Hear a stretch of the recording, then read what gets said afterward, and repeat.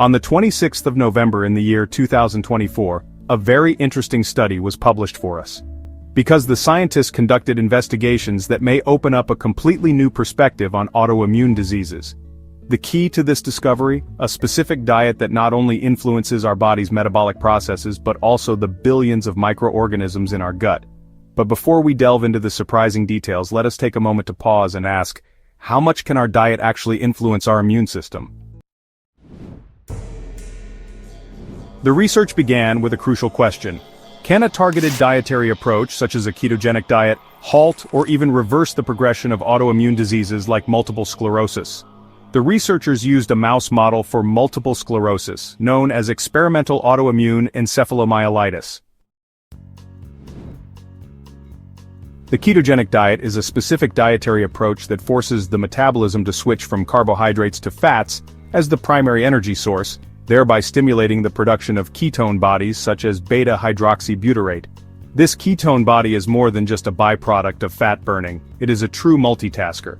Beta-hydroxybutyrate, often abbreviated as beta-HB, is produced in the liver when the body resorts to stored fats due to a lack of carbohydrates.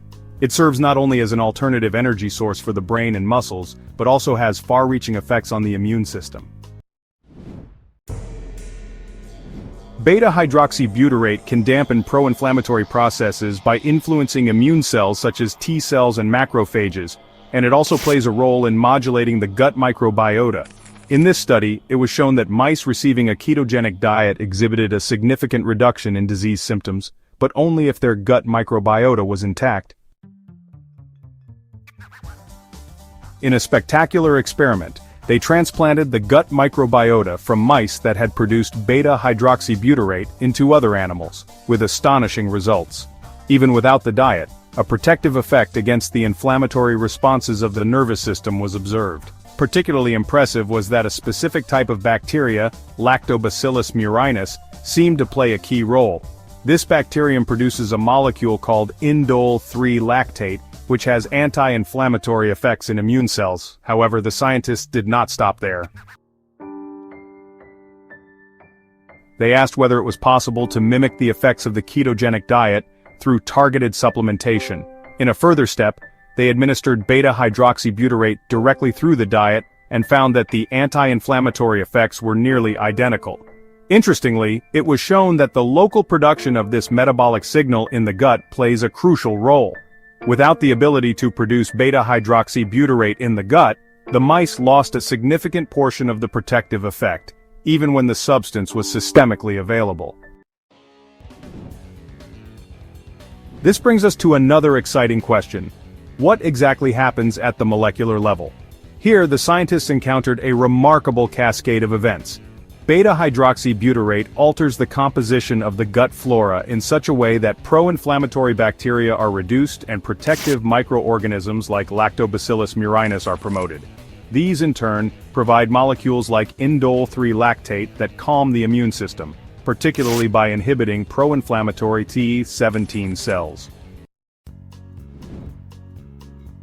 The clinical relevance of this discovery is enormous.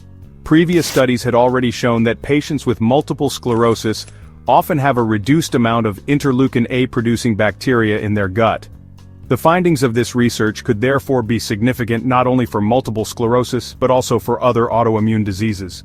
They demonstrate how closely our gut microbiome is linked to our immune system and how dietary interventions or even targeted probiotic treatments could be used to control inflammation.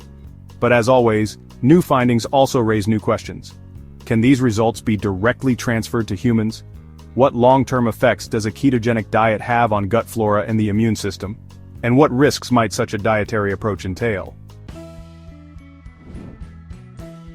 We are eager to hear your thoughts on this topic. What experiences have you had with dietary changes and their impact on your health?